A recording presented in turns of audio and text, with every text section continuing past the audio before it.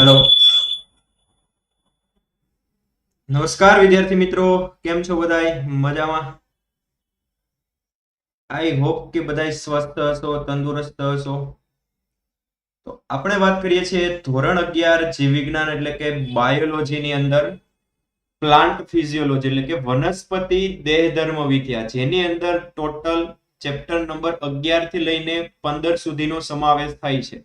Already બાકી બધાય ચેપ્ટરની આપણે વાત કરી લીધેલી છે કે વનસ્પતિની અંદર વહન કઈ રીતે થાય છે, પ્રકાશ સંશ્લેષણ કઈ રીતે કરે છે, શ્વસન કઈ રીતે કરે છે, વનસ્પતિની વૃદ્ધિ અને વિકાસ કઈ રીતે થાય છે, એના પાછળ કોણ જવાબદાર છે, કેવા પરિબળો હશે તો વનસ્પતિની વૃદ્ધિ થાય છે, એ બધી માહિતી આપણે આ પ્લાન્ટ ફિઝિયોલોજીની અંદર અલગ અલગ પ્રકરણની અંદર લઈ લીધેલી છે।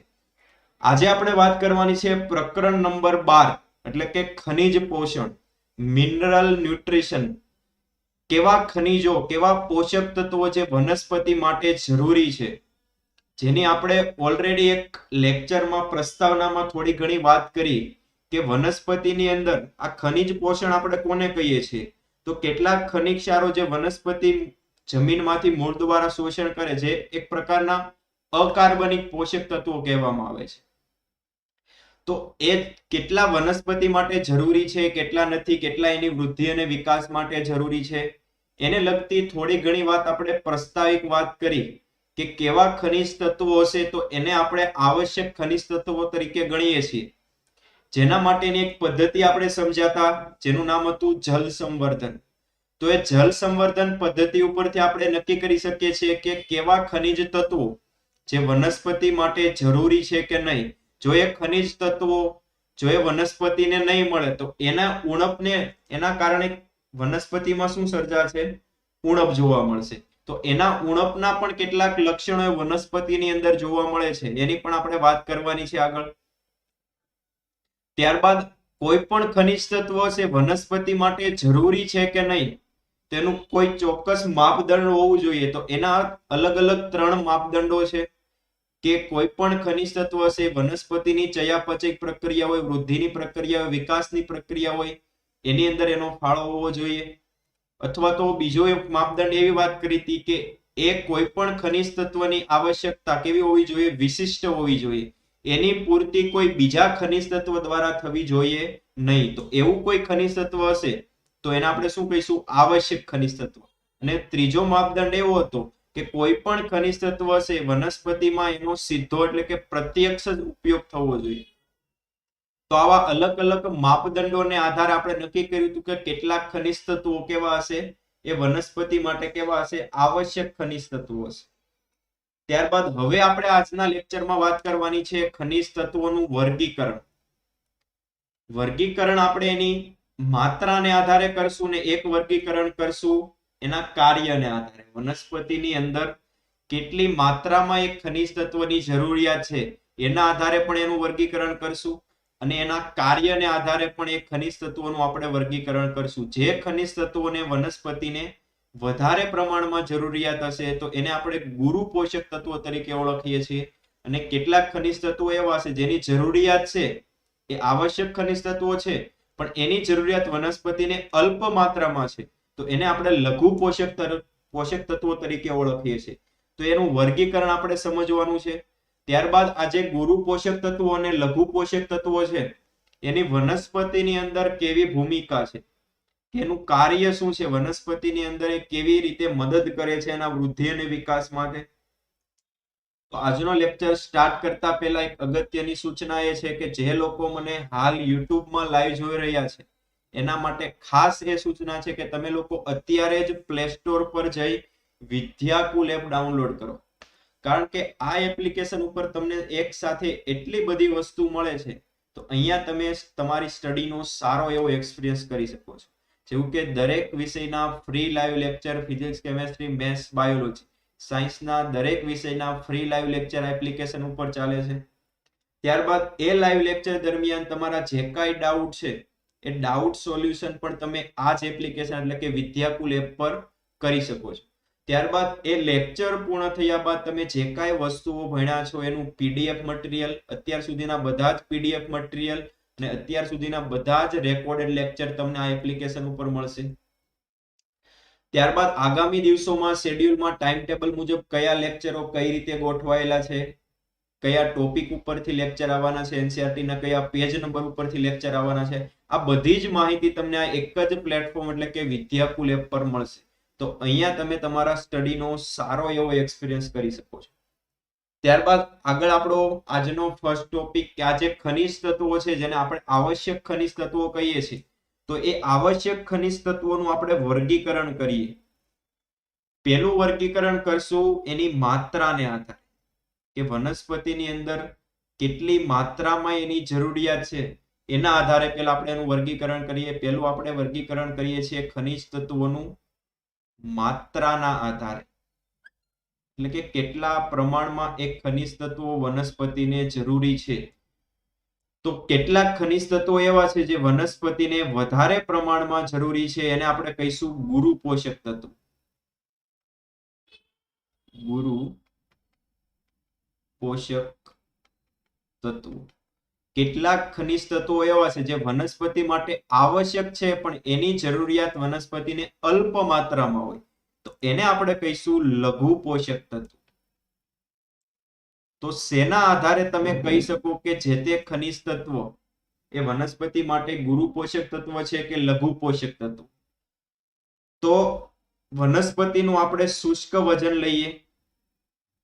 વનસ્પતિનું આપણે શું લઈએ છીએ?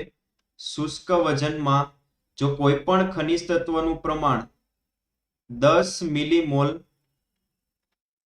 પ્રતિ કિલોગ્રામ થી વધારે જ વનસ્પતિના વજનની અંદર જોવા મળે, કોઈ પણ ખનિજ તત્વનું પ્રમાણ એ વનસ્પતિની અંદર એના શુષ્ક વજનના 10 મિલીમોલ પર કિલોગ્રામ થી વધારે જોવા મળે, તો એને આપણે કહીશું ગુરુ પોષક તત્વો.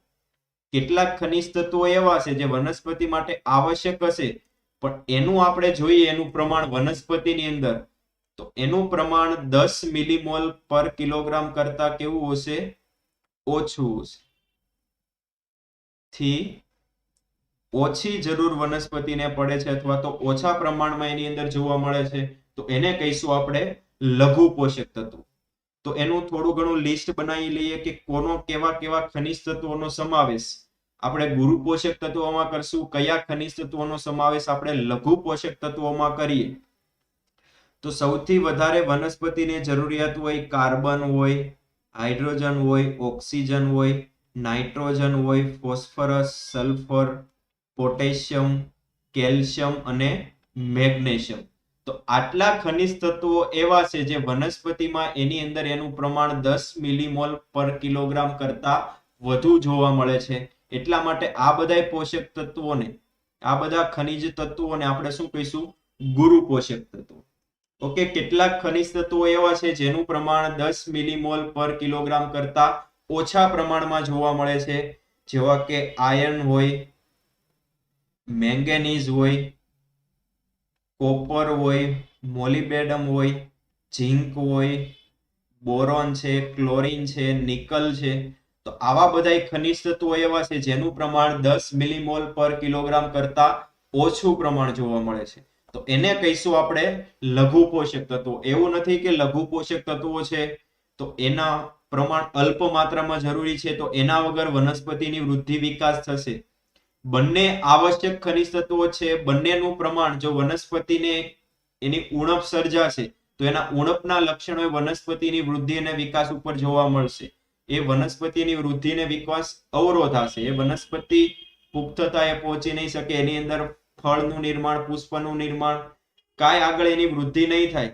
એટલા માટે જેને આપણે કેવા કહીએ છીએ? આવશ્યક ખનિજ તત્વો. બંને આવશ્યક ખનિજ તત્વો છે પણ બંનેનું માત્રા વનસ્પતિની અંદર જુદી જુદી જોવા મળે છે.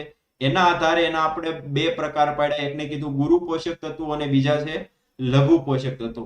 ખાસ આ એક યાદ રાખવાનું છે, આ 10 મિલીમોલ એ વનસ્પતિનું શુષ્ક વજન લીધેલું છે. તો એની અંદર કયા કયા પોષક તત્વો, કયા કયા ખનિજ તત્વોનો સમાવેશ થાય છે એ ખાસ નામ યાદ રાખવાના છે. તો આ વર્ગીકરણ કર્યું આપણે એની માત્રાને. બીજું વનસ્પતિની અંદર વર્ગીકરણ કરશું ખનિજ તત્વોનું એનું કાર્યના આધારે. કાર્યના આધારે વર્ગીકરણ આપણે ખનિજ તત્વોનું કરીએ તો પહેલું આપણે વર્ગીકરણ કરીએ છીએ જૈવિક અણુના ઘટક તરીકે. કેટલાક ખનિજ તત્વો એવા છે જે વનસ્પતિની અંદર જે કાંઈ જૈવિક અણુઓ છે, કાર્બોદિત, પ્રોટીન, લિપિડ, એના બંધારણમાં જોવા મળે છે. એટલે કે જે કાંઈ ખનિજ તત્વો એના બંધારણમાં જોવા મળે છે એનો એક આપણે સમૂહ બનાવી લઈએ તો જૈવિક અણુના ઘટક તરીકે, અથવા તો એમ પણ કહી શકીએ કોઈ પણ જૈવિક અણુના સંરચનાત્મક ઘટક તરીકે. તો એની અંદર સમાવેશ થશે કાર્બન, હાઇડ્રોજન, ઓક્સિજન અને નાઇટ્રોજન. આ બધા આપણે વનસ્પતિની અંદર જોવા મળતા જૈવિક અણુના બંધારણમાં એના સંરચનાત્મક ઘટકો તરીકે ઓળખીએ છીએ. તો પહેલું વર્ગીકરણ કર્યું જૈવિક અણુના ઘટક તરીકે. બીજું વર્ગીકરણ કરીએ ઉર્જા સંબંધિત જે સંયોજનો છે. બીજું વર્ગીકરણ કરીએ ઉર્જા સંબંધિત સંયોજનોના બંધારણમાં આપણને જોવા મળશે. વનસ્પતિની અંદર જે કાંઈ ઉર્જા સંબંધિત સંયોજનો છે એ સંયોજનોના બંધારણમાં કેટલાક ખનિજ તત્વો જોવા મળે છે. જેવું કે આપણે હરિતદ્રવ્યની વાત કરીએ તો હરિતદ્રવ્યના બંધારણમાં આપણને જોવા મળે છે મેગ્નેશિયમ. ત્યારબાદ એક શક્તિ ચલણ તરીકે આપણે ઓળખીએ છીએ જેનું નામ છે એડિનોસાઇન ટ્રાઇફોસ્ફેટ. તો એની અંદર આપણને જોવા મળે છે ફોસ્ફરસ. આ વર્ગીકરણ કર્યું આપણે ઉર્જા સંબંધિત કેટલાક સંયોજનો છે એના બંધારણમાં પણ કેટલાક ખનિજ તત્વો જોવા મળે છે. ત્રીજું વર્ગીકરણ કરીએ કેટલાક ખનિજ તત્વો એવા છે જે ઉત્સેચકોની અંદર સક્રિયતા માટે જવાબદાર છે. ઉત્સેચકોની સક્રિયતા અથવા તો અવરોધકતા. કેટલાક ઉત્સેચકો એવા છે જે ખનિજ તત્વોની હાજરી વગર સક્રિય થઈ શકતા નથી. તો એ ઉત્સેચકોની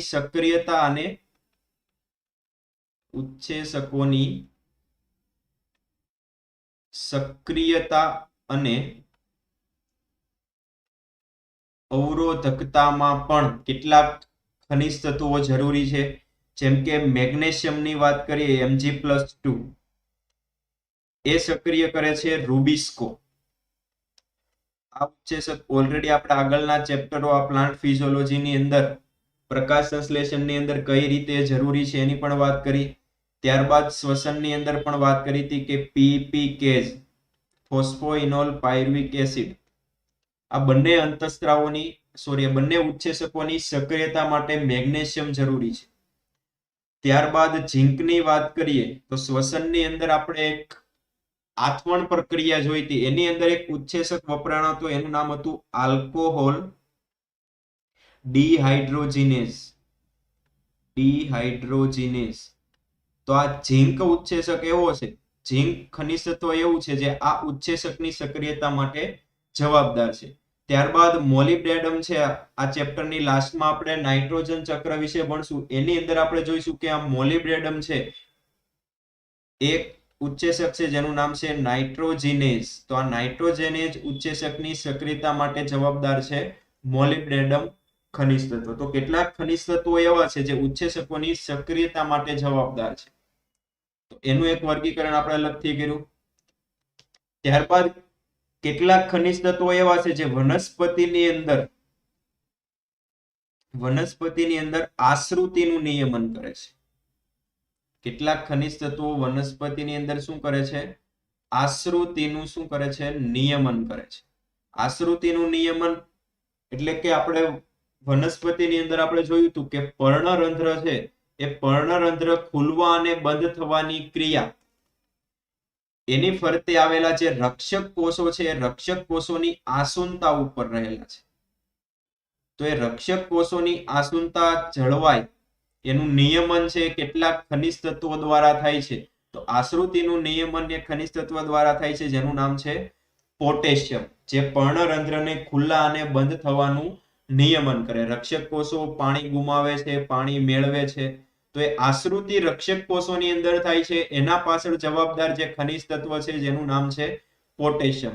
તો આપણે કેટલાક ખનિજ તત્વોનું એના કાર્યના આધારે પણ વર્ગીકરણ કર્યું. કેટલાક ખનિજ તત્વો એવા છે જે વનસ્પતિની અંદર આપણને જે કાંઈ જૈવિક અણુઓ જોવા મળે છે એના સંરચનાત્મક ઘટક તરીકે આપણને જોવા મળે કાર્બન, હાઇડ્રોજન, ઓક્સિજન, નાઇટ્રોજન હોય. કેટલાક ખનિજ તત્વો એવા છે જે ઉર્જા સંબંધિત સંયોજનો વનસ્પતિની અંદર જોવા મળે છે, એના બંધારણમાં જોવા મળે છે. મેગ્નેશિયમ હોય, ફોસ્ફરસ હોય. ત્યારબાદ કેટલાક ખનિજ તત્વો વનસ્પતિની અંદર જે ઉચ્ચેસકીય પ્રક્રિયા થાય છે, ઉચ્ચેસકોને સક્રિય કરવા માટે જવાબદાર હોય, મેગ્નેશિયમ, ઝિંક, મોલિબ્ડેનમ. ત્યારબાદ કેટલાક ખનિજ તત્વો વનસ્પતિની અંદર આશ્રુતિનું નિયમન કરે છે, જેની અંદર આપણે નામ યાદ રાખવાનું છે પોટેશિયમ. તો બધા જ પોઈન્ટ છે આપણે એમસીક્યુ માટે ખૂબ જ અગત્યના છે. તો અહીંયા આપણે ખનિજ તત્વોનું વર્ગીકરણ કમ્પ્લીટ કર્યું. એક એનું વર્ગીકરણ કર્યું વનસ્પતિની અંદર માત્રાને આધારે, અને બીજું વર્ગીકરણ કર્યું એના કાર્યને આધારે. માત્રાના આધારે આપણે એનું વર્ગીકરણ કર્યું, કેટલી માત્રામાં જરૂરિયાત છે, કેટલું પ્રમાણ વનસ્પતિની અંદર છે, એના આધારે આપણે કીધું કેટલાક ખનિજ તત્વોને ગુરુ પોષક તત્વો, કેટલાક ખનિજ તત્વોને લઘુ પોષક તત્વો. ઓકે, ક્લિયર અહીંયા સુધી? તો અહીંયા આપણે કમ્પ્લીટ કર્યું ગુરુ પોષક તત્વો અને લઘુ પોષક તત્વો કઈ રીતે બનાવ્યા, આપણે શેના આધારે વર્ગીકરણ કર્યું, અને કાર્યના આધારે ખનિજ તત્વોનું વર્ગીકરણ. ત્યારબાદ આગળનો ટોપિક સ્ટાર્ટ કરીએ આપણે. એ પહેલા વાત કરીએ માસ્ટર ક્લાસ. તો ધોરણ 9, 10 અને 11, 12 કોમર્સની લાઈવ માસ્ટર ક્લાસ યુથ વિદ્યાકુલમાં ચાલે છે. જો આગામી ગુજરાત બોર્ડની એક્ઝામમાં તમે સારો એવો સ્કોર કરવા માંગતા હોય, યુથ વિદ્યાકુલના માસ્ટર ક્લાસની અંદર જોઈન થવા માંગતા હોય, જો અહીંયા તો કોન્ટેક્ટ નંબર આપેલો છે 9924445400 ઉપર કોન્ટેક્ટ કરી માસ્ટર ક્લાસ અંગેની માહિતી તમે મેળવી શકો છો. ઓકે, ત્યારબાદનો નેક્સ્ટ ટોપિક છે આપણો કે ગુરુ અને લઘુ પોષક તત્વોની ભૂમિકા શું છે. આપણે આગળ વર્ગીકરણ તો કર્યું કે ગુરુ પોષક તત્વોની અંદર સમાવેશ કર્યો carbon, hydrogen, oxygen, nitrogen, phosphorus, sulphur, potassium, calcium અને મેગ્નેશિયમ. આ ગુરુ પોષક તત્વો વનસ્પતિની અંદર શું રોલ ભજવે, એટલે કે ભાગ ભજવે છે, એનું કાર્ય શું છે, કઈ રીતે એને આપણે આવશ્યક ખનિજ તત્વો તો કીધા કે વનસ્પતિના વૃદ્ધિ વિકાસ માટે જરૂરી છે, તો કેવી કેવી વનસ્પતિની અંદર પ્રક્રિયાઓ થાય છે, કેની અંદર એનો ફાળો છે, એની આપણે વાત કરવાની છે. તો વારાફરતી આપણે એક એક આવશ્યક ખનિજ તત્વોનું, પોષક તત્વોની ભૂમિકા એની વાત કરીએ. તો પહેલા આપણને વાત સમજાવેલી છે નાઇટ્રોજન વિશે. પેલો ખનિજ તત્વ છે નાઇટ્રોજન. તો બધા જ ખનિજ તત્વો આવશ્યક ખનિજ તત્વો છે. સૌથી પહેલા તો એના વિશે એ યાદ રાખવાનું કે વનસ્પતિ કયા સ્વરૂપે એનું શોષણ કરે છે, કયા સ્વરૂપે એનું શોષણ વનસ્પતિની અંદર થાય છે, કયા સ્વરૂપે એ વનસ્પતિ મેળવે છે. તો નાઇટ્રોજનની વાત કરીએ તો એ વનસ્પતિને સૌથી વધારે માત્રામાં કોઈ પોષક તત્વ કે ખનિજ તત્વની જરૂરિયાત હોય તો એ છે નાઇટ્રોજન. તો સૌથી વધુ જરૂરી કોઈ ખનિજ તત્વ છે તો એ વનસ્પતિ માટે કયું છે? નાઇટ્રોજન. ત્યારબાદ એ નાઇટ્રોજનના શોષણની વાત કરીએ તો વનસ્પતિ કયા સ્વરૂપે એનું શોષણ કરે છે. આપણને ખબર છે કે આ નાઇટ્રોજન છે ખૂબ જ એનું પ્રમાણ આપણને વાતાવરણમાં જોવા મળે છે, પણ વનસ્પતિ ડાયરેક્ટ એનું શોષણ વાતાવરણમાંથી નથી કરતી. પહેલા એનું સ્થાપન જમીનની અંદર થાય છે, ત્યારબાદ એ જમીનમાંથી કોઈના કોઈ સ્વરૂપે એ વનસ્પતિ મૂળ દ્વારા એનું શોષણ કરે છે. તો એ કઈ રીતે સ્થાપન થાય છે અલગથી ટોપિક આપણા ચેપ્ટરની લાસ્ટમાં સમજવાનો છે, પણ અહીંયા કયા સ્વરૂપે શોષણ થાય છે એ આપણે સમજી લઈએ. તો વનસ્પતિ એનું શોષણ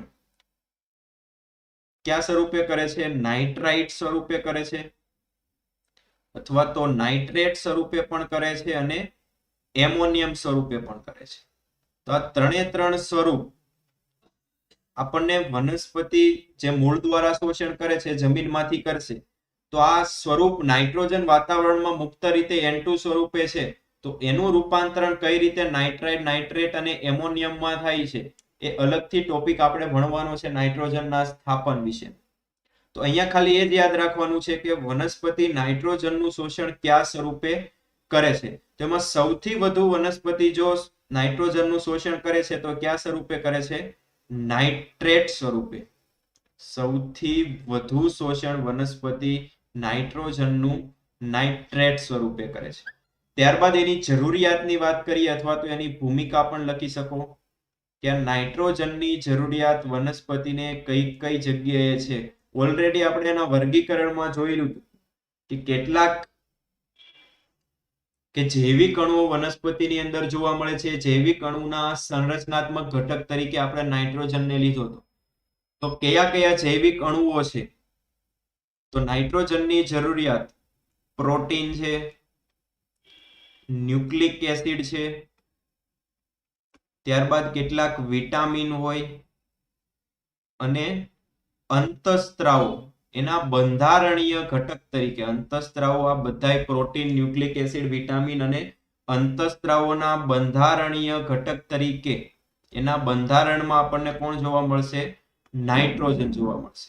બીજી એની જરૂરિયાતની વાત કરીએ તો આપણને વર્ધનશીલ પેશીમાં જોવા મળે છે. વર્ધનશીલ પેશી અને કેટલાક ચયાપચયિક જે કાંઈ સક્રિય કોષો છે કે જેની અંદર ચયાપચયની પ્રક્રિયા થાય છે એની અંદર આપણને આ નાઇટ્રોજન જોવા મળશે. તો એટલી વસ્તુ નાઇટ્રોજનની ભૂમિકા વિશે યાદ રાખવાની છે. સૌથી પહેલા તો એનું કયા સ્વરૂપે વનસ્પતિ શોષણ કરે છે અને બીજું એની ભૂમિકા એટલે કે જરૂરિયાત. તો નાઇટ્રોજન મોટા ભાગે જે કાંઈ વનસ્પતિની અંદર જૈવિક અણુઓ છે જેવા કે પ્રોટીન હોય, ન્યુક્લિક એસિડ છે, વિટામિન છે, અંતઃસ્ત્રાવો આ બધાયના બંધારણીય ઘટક તરીકે એના બંધારણમાં આપણને નાઇટ્રોજન જોવા મળે છે. ત્યારબાદ કેટલીક વર્ધનશીલ પેશી અને ચયાપચયિક જે સક્રિય કોષો છે એની અંદર પણ આપણને નાઇટ્રોજન જોવા મળે છે. ત્યારબાદ બીજો ખનિજ તત્વની વાત કરીએ જેનું નામ છે ફોસ્ફરસ. તો ફોસ્ફરસનું આપણે કાર્યના આધારે વર્ગીકરણ કર્યું હતું.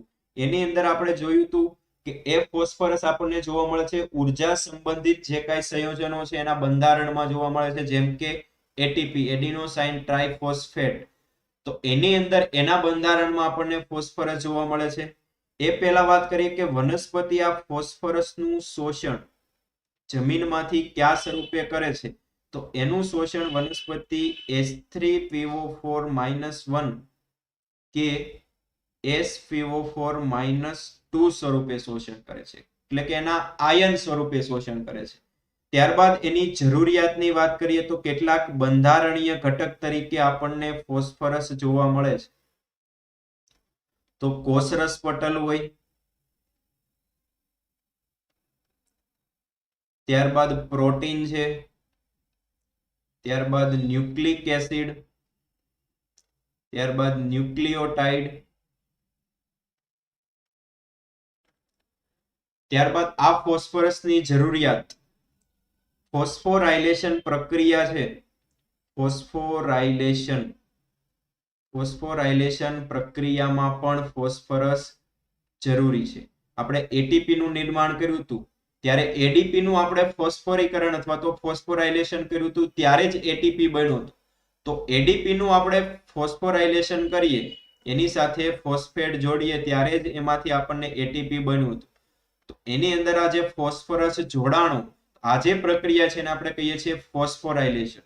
તો ફોસ્ફોરાયલેશન પ્રક્રિયા જે વનસ્પતિની અંદર થાય છે એના માટે પણ ફોસ્ફરસ એક અગત્યનો ભાગ ભજવે છે.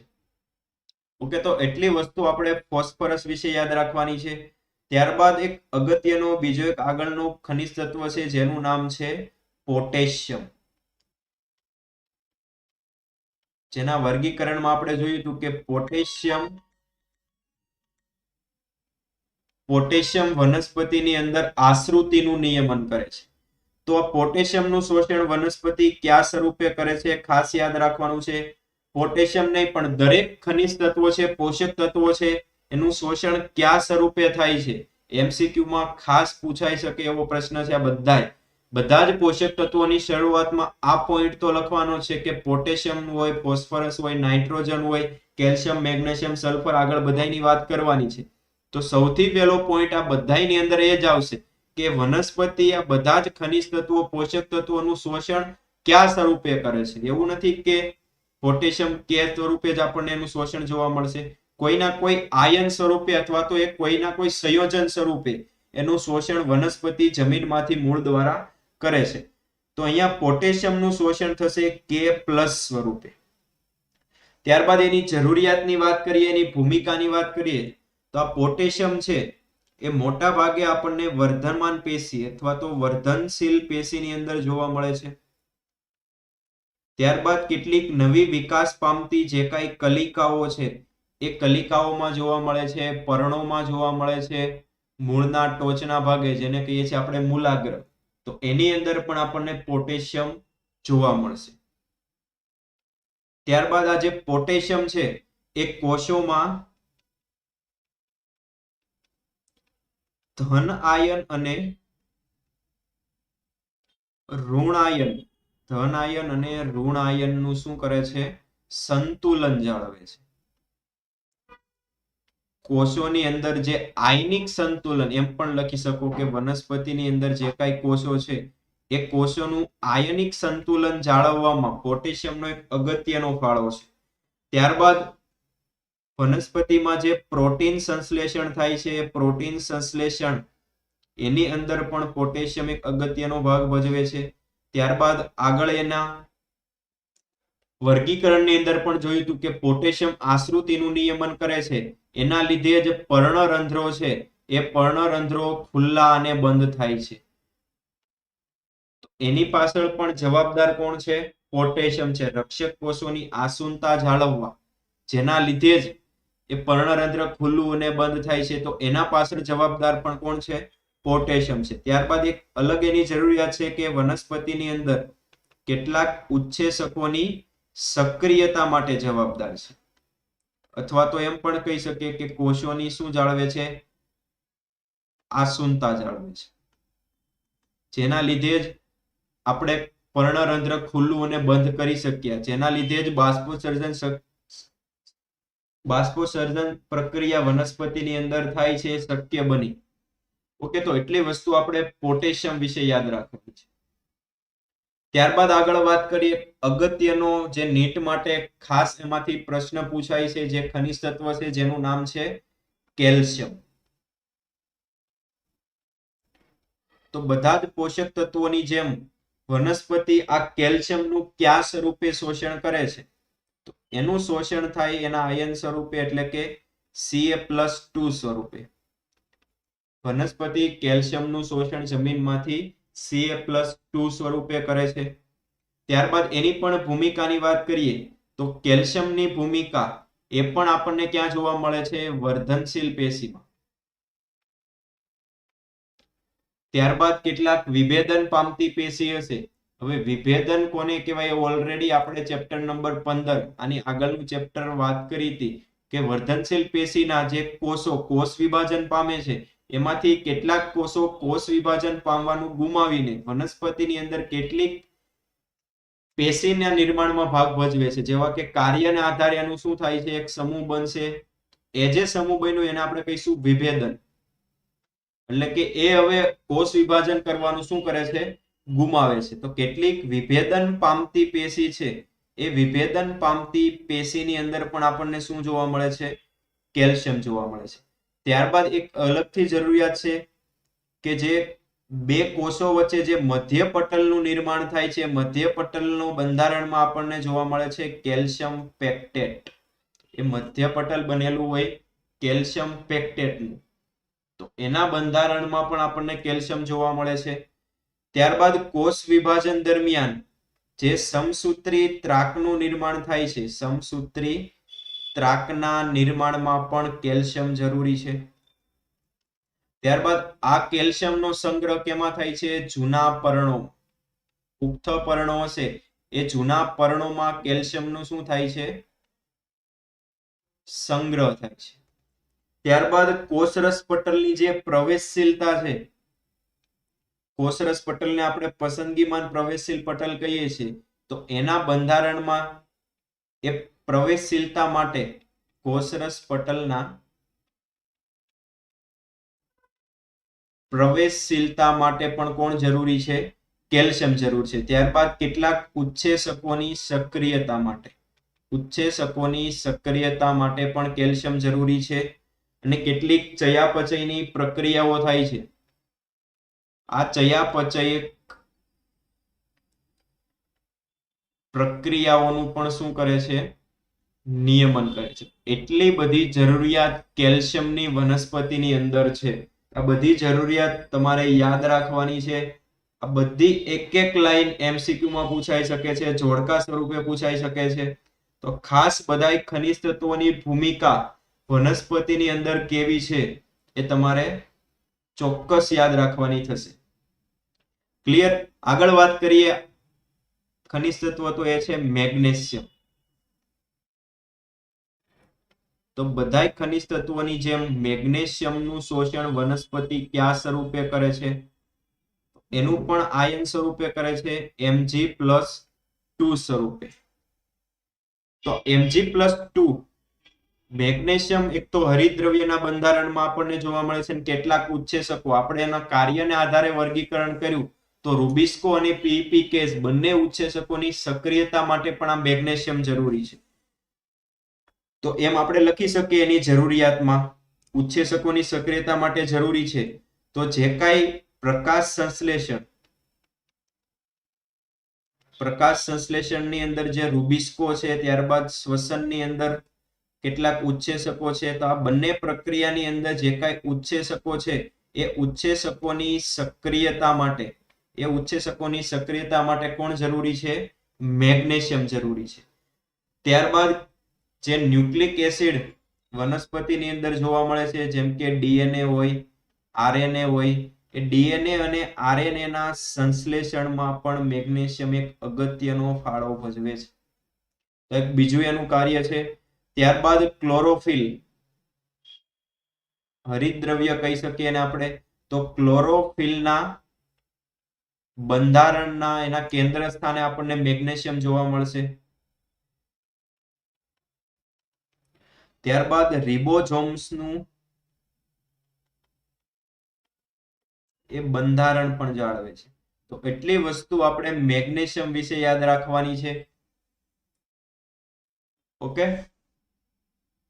તો અહીંયા આપણે કેટલાક આવશ્યક ખનિજ તત્વો વિશે વાત કરી કે વનસ્પતિની અંદર કેવી કેવી ભૂમિકા એ ગુરુ પોષક તત્વો અને લઘુ પોષક તત્વોની છે. હા, 5 થી 6 આવશે હવેથી. ઓકે,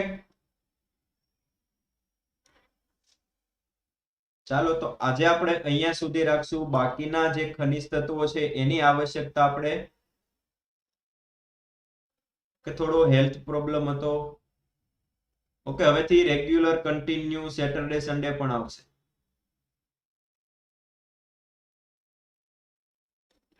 ઓકે, તો આજે આપણે અહીંયા સુધી રાખશું. ફરીથી નેક્સ્ટ લેક્ચરમાં કાલે ફરીથી મળશું 5 વાગે. તો બધા રેડી રહેજો. ઓકે, ત્યાં સુધી બધાને વંદે માતરમ, જય હિન્દ, જય ભારત.